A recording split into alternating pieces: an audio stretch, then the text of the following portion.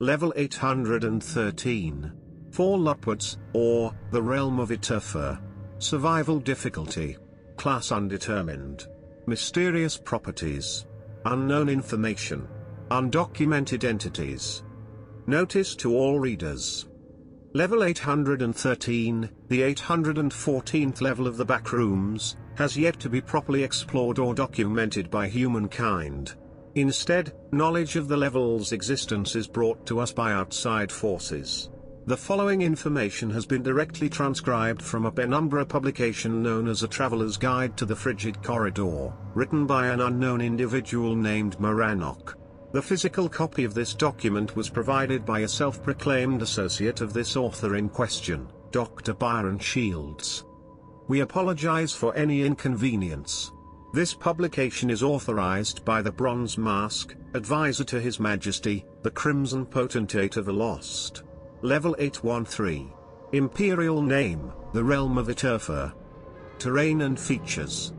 Level 813 is comprised of a vast range of mountains, stretching around to form a ring encircling a foggy valley below. Temperatures here often rise above freezing, yet snow and ice here do not melt. The skies of this realm are permanently overcast, blanketing the landscape in a dark blue twilight, even in the midday.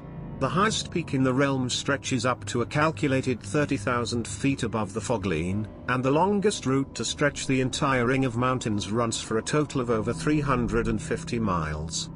If one were to plummet off the side of the mountains and into the valley below, upon reaching the fogline you would be transported into the clouds floating above the realm, and then sent careening back down into the fog again.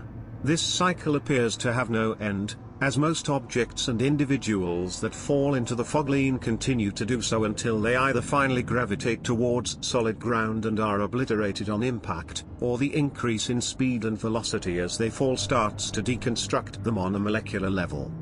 Travel in this realm carries a risk at all times.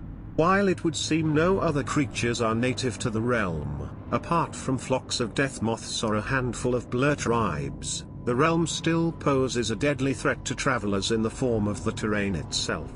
Most of the routes through the mountains are entrenched in snow or run dangerously close to the edge of the cliffs.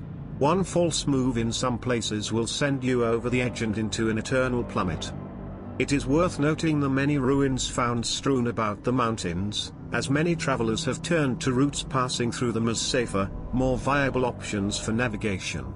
Most of these ruined structures and ancient tunnels are found at a safe distance from any precipices or cliff sides, and can offer shelter to those unable to reach a proper settlement before the cold winds of nightfall arrive.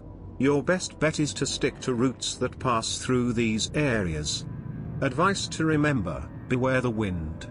While the frigid temperatures aggravated by the blasting winds would be a problem all on its own, winds in the mountains often blow upwards of 50 miles per hour after nightfall, which is easily enough to knock someone to their feet and can even carry some in the direction of the breeze.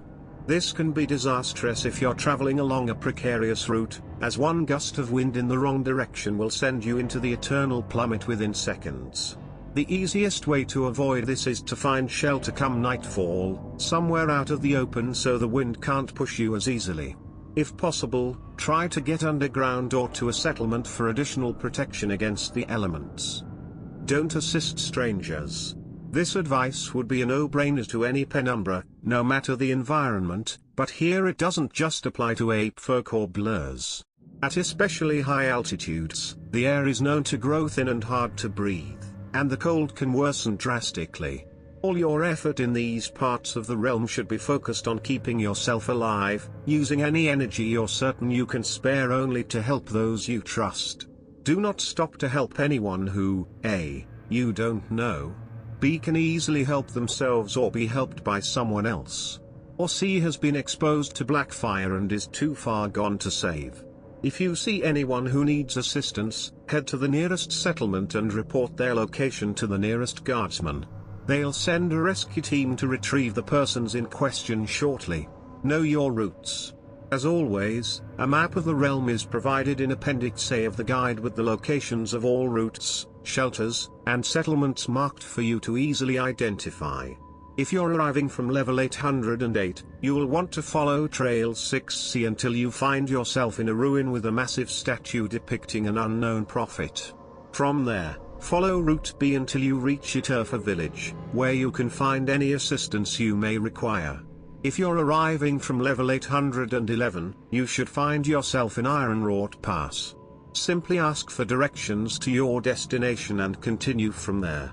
If you're arriving from level 812, you should come out on Route H. Follow the route for its entire length, taking care as you pass the encampments at Flayer's Bluff, and you should find yourself at the Imperial checkpoint. If you're arriving from level 182, please remain in the nearby ruin, and do not question the sound of bells ringing from the tower on the nearby outcropping. A small force of guardsmen will arrive shortly to escort you to the nearest settlement. Notable shelters and settlements: Eterfol village. One of the largest settlements in the realm, with a population of around 2,500. Home to several stores and taverns, a lavish inn, and even a holding district for any apefolk travelers. Has a standing imperial garrison over 200 soldiers strong, complete with an Ember Guard division. The town has not one, but 2 postal towers, supplied with plenty of death moths from the native flocks. Best bet is to head here if you're looking to settle in the realm. Ironwrought Pass. Home of the famous Ironwrought Smithy, where imperial blacksmiths have trained for centuries. Population of roughly 400, not counting their many students at the smithy. Serves as an epicenter for the realm's search and rescue militia. Plenty of level ground nearby for building on, if you're looking to set up shop. Flayer's Bluff. Home to one of the largest adult blur encampments in the Frigid Corridor, with almost 1,000 members. Most of the tribes here are kept at bay by supplies donated by the Imperial garrison. Works as an ample source of elder blurs to serve as mounts for the Kingdom of the Lost. Wise to steer clear as best you can, as the tribes are known to be rather aggressive. Phase points. Phasing in, the following methods can bring you to level 813. In level 808, look for a ruin marked with a bright green X, enter the basement level, and shut the door behind you. Reopen the door and step back out to phase. In level 811, follow Hall K21, clearly marked and labeled for your convenience, and when you come to a 4-way intersection, turn around and run back the way you came. If your vision goes black, don't panic. That means you've successfully phased. In level 812, descend to a depth of 20 meters just outside Tankard M. If you see a glowing ball of orange light, swim to it immediately. Upon making physical contact, you should successfully phase. Exits. The following methods can be used to leave level 813, head to a ruin located relatively near Eterfol village, found by following Trail 2A, and walk through a freestanding archway in the courtyard of the ruined complex, clearly marked and labeled for your convenience. You should successfully phase to level 817. Find your way onto Route F and follow the direction indicated by the road markers. Eventually, you should arrive at what looks like the entrance to a mine shaft. Walk inside the opening, close the door behind you, and snuff out all light sources. You should successfully phase into level 8. Footnotes 1. Slur used by penumberers to refer to humans, often shortened to just tape.